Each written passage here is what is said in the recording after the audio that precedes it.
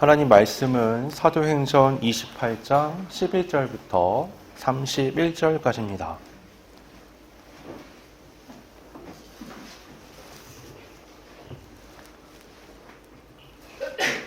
사도행전 28장 11절부터 31절까지입니다.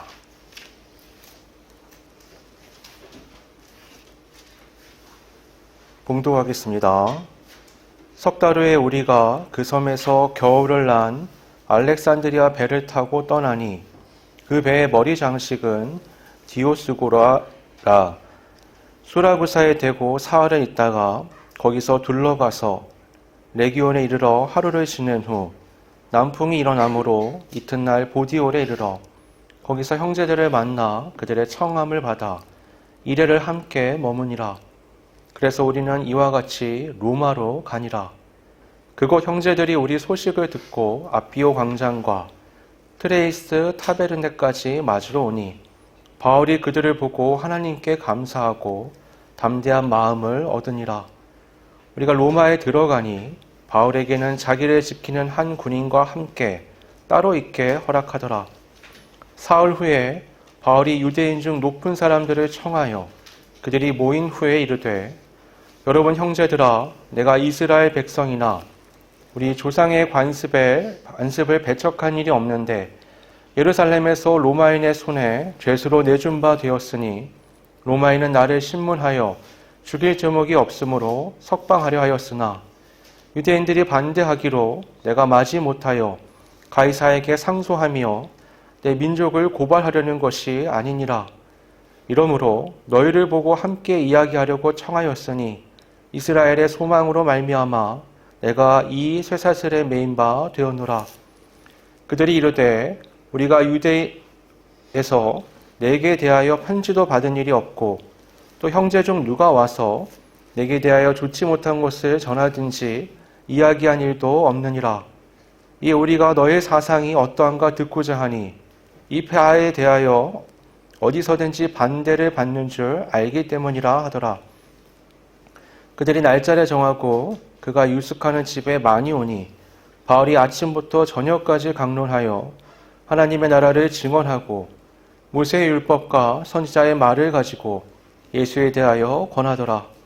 그 말을 믿는 사람도 있고 믿지 아니하는 사람도 있어 서로 맞지 아니하여 흩어질 때에 바울이 한 말로 이르되, 성령이 선지자 이사야를 통하여 너희 조상들에게 말씀하신 것이 옳도다.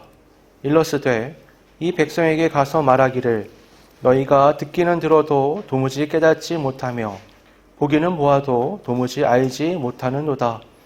이 백성들의 마음이 우둔하여져서 그 귀로는 둔하게 듣고 그 눈은 감았으니 이는 눈으로 보고 귀로 듣고 마음으로 깨달아 돌아오면 내가 고쳐줄까 함이라 하였으니, 그런즉 하나님의 이 구원이 이방인에게로 보내어진 줄 알라. 그들은 그것을 들으리라 하더라.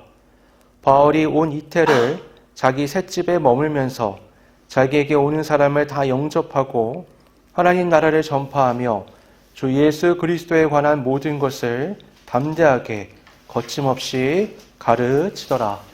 아멘. 오늘 본문은 드디어 사도행전의 가장 끝부분입니다. 사도행전의 기자는 누가입니다. 누가는 누가복음도 썼거든요.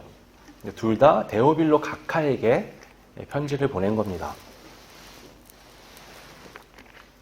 다시 말해서 누가가 하고 싶은 말이 있는데 그 말을 1부와 2부로 나눠서 누가복음과 사도행전으로 나눠서 보냈다라고 말할 수 있는 거예요. 그러니까 각 권은 각각의 주제를 갖고 있지만 두 개를 묶어야 비로소 전체가 보이는 그런 거다라고 말할 수 있습니다. 전반 보인 누가복음의 초점은 이 땅에 오신 예수 그리스도와 그분의 사역, 또 죽음과 부활에 맞춰져 있어요. 두 번째인 사도행전은 그 예수께서 승천하시면서 성령의 약속을 주시고 성령을 받은 교회가 성령의 역사와 인도하심 가운데 복음이 예루살렘을 벗어나서 이방 세계로 어떻게 확장되는가를 그리고 있습니다.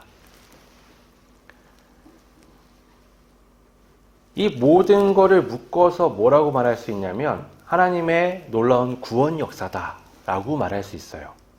하나님의 놀라운 구원 역사가 전반부는 예수 그리스도를 통해서, 후반부는 성령에 의해서 이야기가 진행된 거다라고 볼 수 있습니다. 누가복음은 하나님께서 예수 그리스도를 이 땅에 보내신 하나님 나라의 엄청난 충격파가 무엇인지를 그리고 있다면, 사도행전은 성령에 의해서 그 충격파가, 그 파장이 어디까지 나아가는가를 그리고 있는 거예요. 이 사도행전의 전반부는 그 예루살렘에 떨어진 충격이 어떻게 유대와 사마리아를 거쳐서 안디옥까지 가게 됐는가를 그리고 있습니다. 이 과정에서 주요 인물이 누구냐? 베드로예요. 후반부는 이제 안디옥에서부터 시작되는 바울의 사역에 더 초점이 맞춰져 있죠. 그러니까 바울은 베드로에 비해서 좀 더 적극적이고 광범위한 형태로 복음을 증거하는 사람이었다라고 생각해 볼 수 있습니다. 이 사도행전 전체를 관통하는 예수님의 명령은 사도행전 1장 8절에 나오는데요. 이렇게 말씀하세요. 오직 성령이 너희에게 임하시면 너희가 권능을 받고 예루살렘과 온 유대와 사마리아와 땅끝까지 이르러 내 증인이 되리라. 굉장히 짧은 이 한 문장인데 여기에는 그 복음 전파, 복음의 확장의 포인트가 어떤 것들인지 여기 잘 나와 있습니다. 일단 복음 전파의 사역은 사람이 하는 게 아니에요. 그건 성령께서 하시는 겁니다. 성령이 임하시면 그 사람으로 하여금 복음의 확장을 이루게 해요. 그러니까 우리가 아무리 대단한 위대한 복음 전파자라고 해도 예수 그리스도가 드러나야지 사람이 드러나면 안 되는 겁니다. 그 모든 위대한 일들은 그 사람이 한 게 아니라 바로 그 안에 계신 성령께서 이루신 것이기 때문에 그래요. 그래서 이걸 잘 이해하는 많은 목회자, 신학자, 위대한 선생들은 말미에 조용히 사라집니다. 소식 듣기가 어려워요. 왜냐하면 연락이 안 오니까. 모세를 비롯한 위대한 사람들이 다 그랬어요.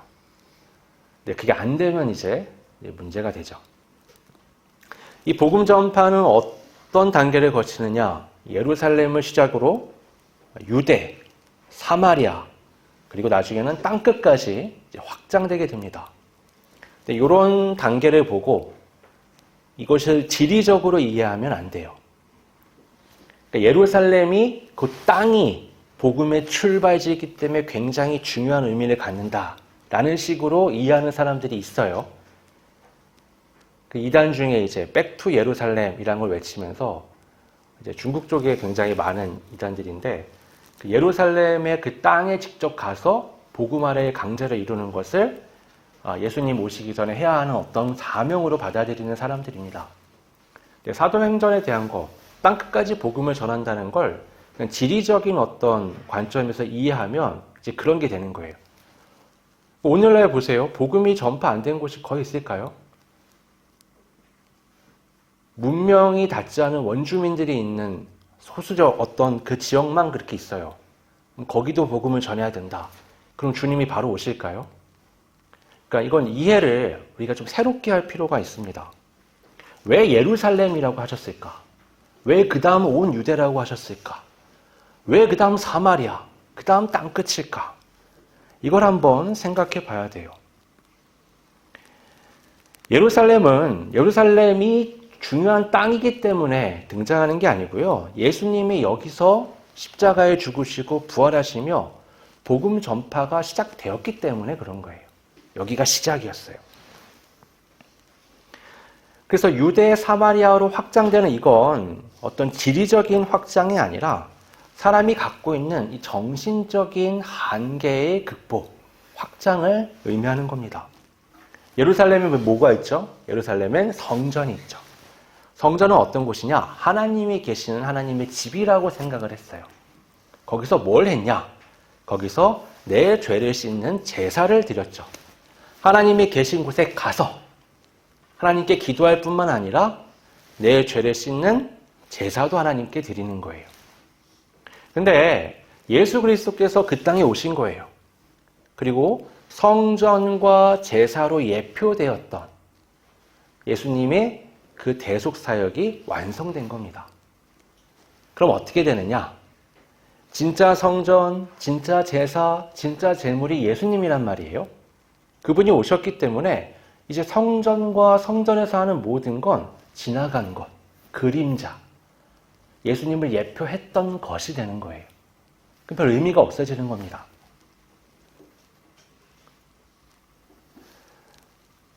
이제 예수님이 오셔서 진짜 제사를 완성하셨어요. 그래서 이제 어떻게 되느냐?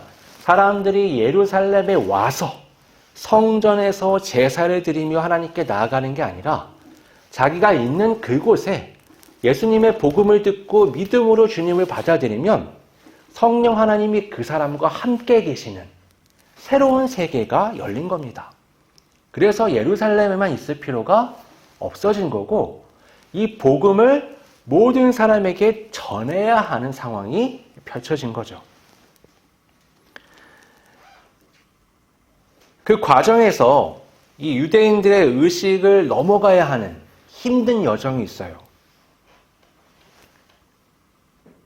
예루살렘을 넘어서서 유대 전역에 있는 모든 유대인들, 그러니까 훌륭한 신앙인이라고 생각되지 않는 모든 유대인도 이 신앙에 동참할 수가 있고, 그 다음 그걸 넘어서 혼혈인들이어서 사마리아인들이 그들을 도저히 유대인의 울타리에 받아들여지지 않았었는데 그들도 똑같은 믿음으로 구원받을 수 있고, 더 나아가서 완전한 이방인들도 이제는 구원을 받을 수 있는 시대가 되었다라는 겁니다.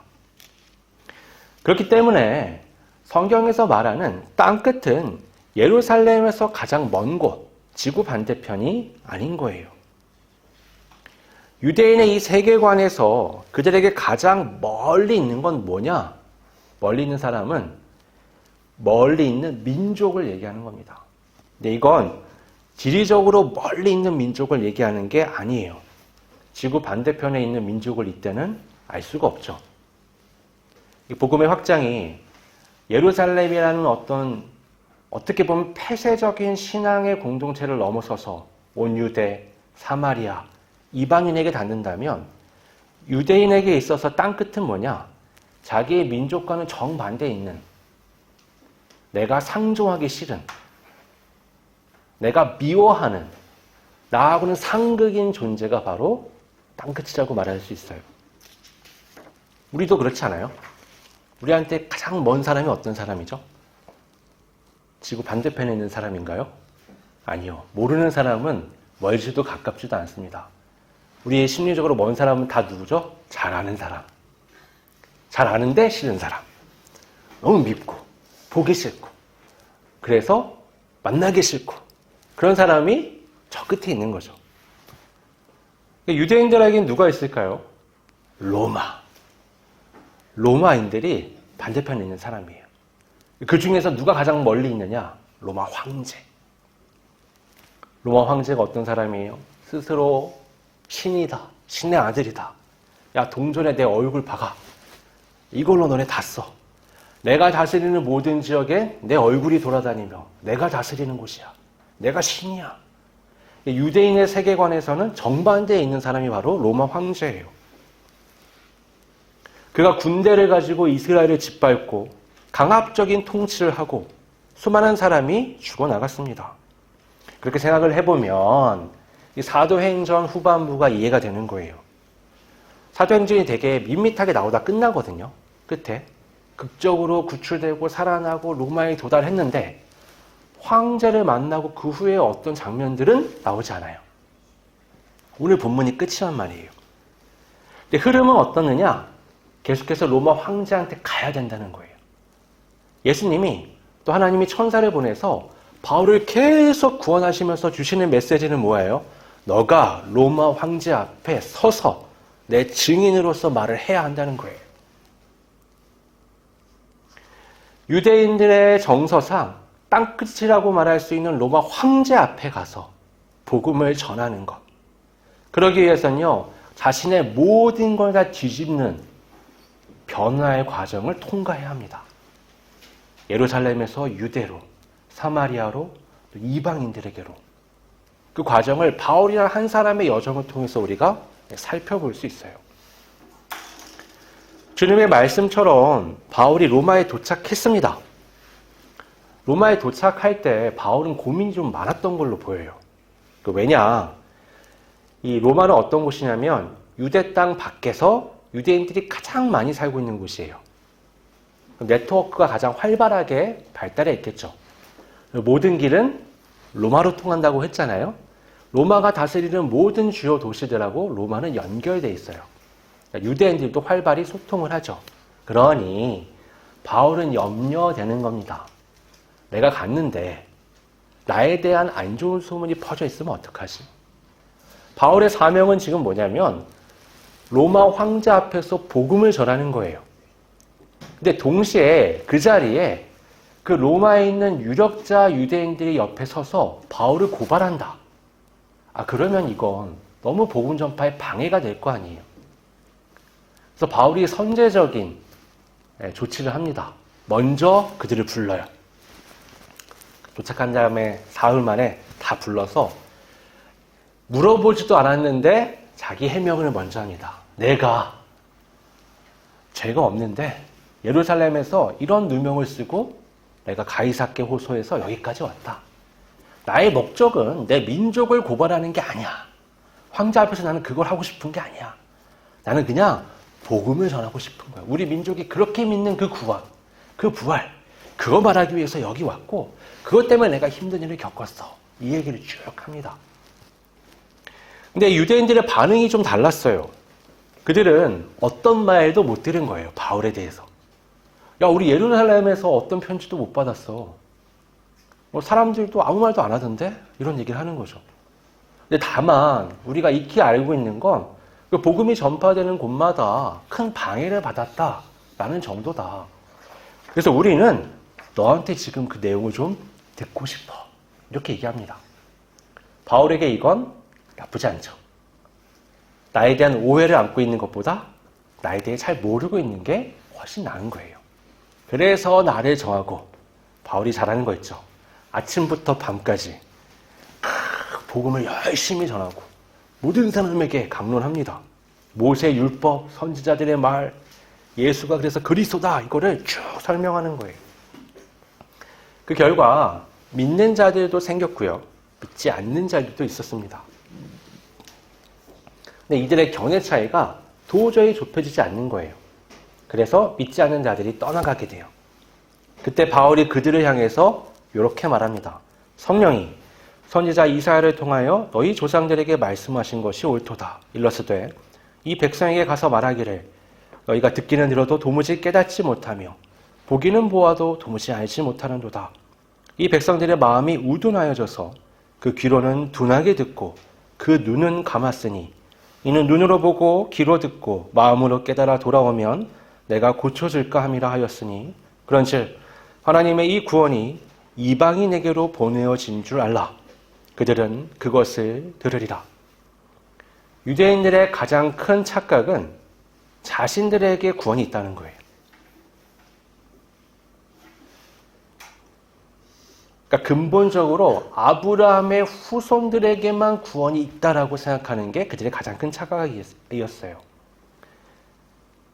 그렇게 울타리 하나 쳐놓고요. 간혹 이방인 중에서 하나님을 경외하는 자들이 있죠. 그럼 유대인의 울타리는 아니지만 그 바로 밖에다가 둬요. 그리고 또 울타리를 쳐요. 안 믿는 자들을 저 바깥에 놓는 거죠. 이게 얼마나 뿌리가 깊냐면 예수님을 믿는 유대인들도 이런 사고방식을 갖고 있었어요. 이 사람들은 조금 나아지긴 했는데 여전히 심각한 문제가 있었습니다. 뭐냐면 이렇게 생각하는 거예요. 구원은 하나님이 우리 유대인에게 주신 거야. 근데 이방인인데 예수를 믿어? 그럼 너네도 우리 울타리에 이제는 들어올 수 있어. 근데 너네 이제 할례 받아야지. 이제 율법 다 지켜야지. 이거는 하나님의 백성 다 해야 되는 거야. 이거 없으면 구원이 없어. 이런 식으로 가는 거죠. 이게 큰 문제가 됐었잖아요. 사도들은 어떻게 정리했느냐? 아니야. 이방인들이 유대인들의 울타리에 들어오는 거 아니야. 유대인이든 이방인이든 모두가 예수 그리스도라는 울타리 안으로 들어가야 돼. 유대인 너희도 회개해야 돼. 이방인 너희도 회개해야 돼. 우리 모두가 다 회개해야 돼. 우리는 아무 공로가 없어. 율법으로는 구원을 받지 못해. 오직 모두가 똑같이 믿음으로만 구원을 받는 거야.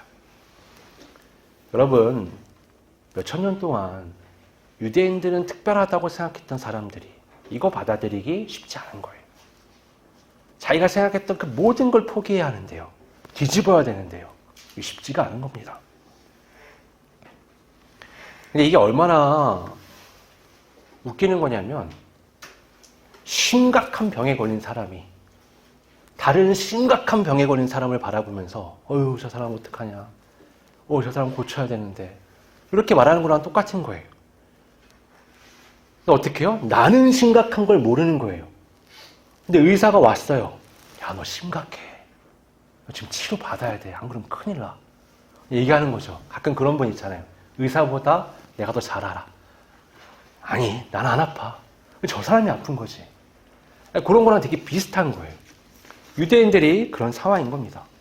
예수님의 말씀을 듣고 회개하고 고침을 받으면 되는데 그거 하기 싫다고 예수님을 거부하고 십자가에 못 박았던 거죠.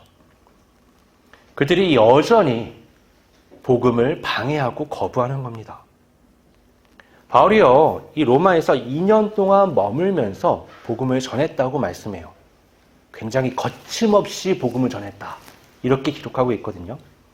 보통 이제 이방인들이 주 대상이겠죠. 바로 앞에 한 말은 뭐예요? 일종의 선언이에요. 이제부터 유대인들에게는 끝! 야, 내가 예루살렘부터 싹 돌아가지고 로마까지 왔어. 이제 유대인들에게선 가망이 없어. 난 이제 이방인들을 주 대상으로 복음을 전하겠어. 바울이 복음을 반대하는 유대인들이 있는 곳에서 복음 전하기 힘들어했어요. 그렇죠? 근데 이제는 그렇지 않아요. 두 가지 이유 때문인데 하나는 이제 유대인이 대상이 아니잖아요. 이방인이 대상인 거예요. 유대인하고 부딪힐 부분이 줄어든 거죠. 그리고 하나는 환경적인 조건이 있습니다.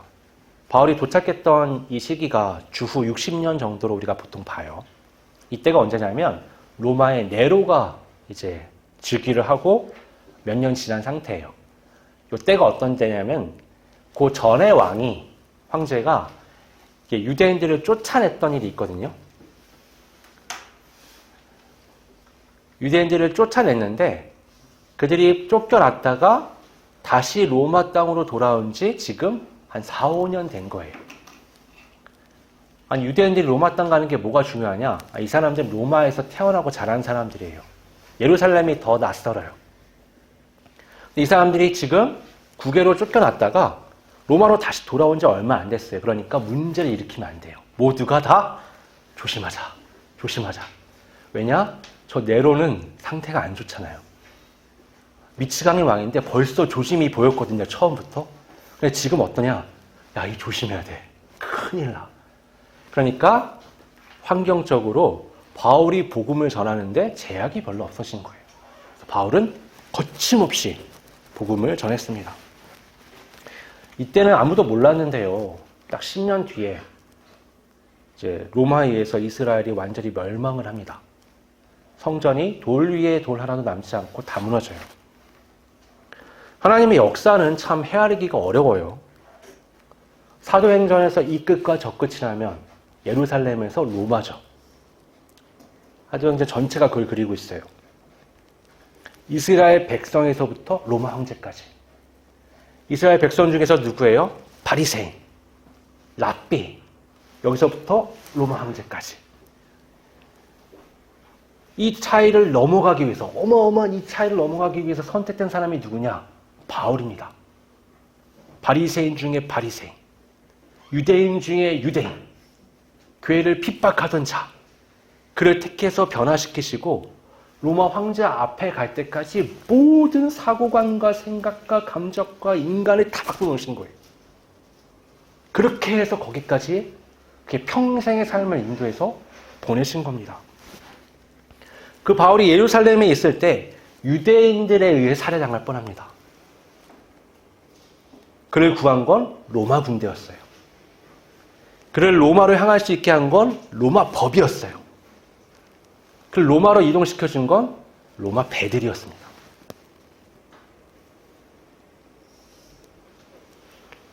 그가 로마에 가고 얼마 지나지 않아 예루살렘은 로마에 의해 멸망당합니다.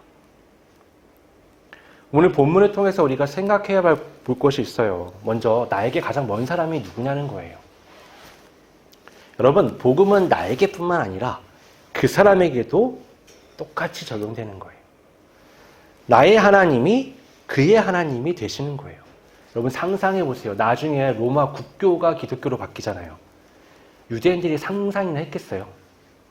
자기들은 기독교인이 아니거든요. 끝까지 그때도. 근데 하나님의 관점에서 보면 엄청난 일이 일어난 거예요. 여러분, 나에게 하나님은 그에게도 하나님이십니다. 만약 정의를 위해 하나님이 나를 세우시고 저를 멸하셔야 한다.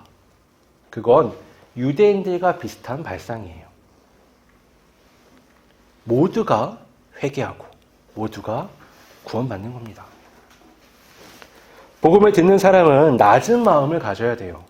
보고도 보지 못하고 듣고도 듣지 못하는 건 여러분 교만 때문입니다. 교만이 여러분 뭐 특별히 마음이 높아야 교만이냐? 아니요. 내 안에 절대 변할 수 없어라고 생각하는 것들이 다 교만이에요. 이건 안 돼. 이건 당연히 있어야지. 이건 나를 이루는 바탕인데. 이런 식의 생각으로 복음에 부딪히는 것. 그 모든 게 교만입니다. 나아가 복음을 듣는 이는 스스로 변해야 되고요. 자신의 벽을 허물고 허물어서 내가 원수라고 생각하는 저 끝에 있는 사람에게도 주님의 사랑을 안고 나아가야 합니다. 바울이 바로 그런 사람이었잖아요. 민족주의자, 바리새인, 랍비, 뼛속까지 유대인이었습니다. 그런 그가 변화돼서 황제 앞에 선 거예요. 오히려 자기 민족인 유대인에 대해서는 이제는 끝이라고 선언을 한 겁니다. 이게 사도행전의 결론부에 있다는 건 우리에게 가르쳐 주는 게 있는 거예요. 바울이 예루살렘에서 로마까지 가기 위해 넘어야 할 벽이 굉장히 많았습니다. 그렇다면 우리도 그렇다는 거예요. 우리도 인간적인 벽을 허물면서 구원의 삶을 살고 그 삶을 통해서 사람들에게 긍정적 영향을 끼쳐야 합니다. 주님의 증인으로서 땅끝까지 나아가는 우리 모두가 되기를 바랍니다. 기도하겠습니다. 거룩하신 아버지 하나님,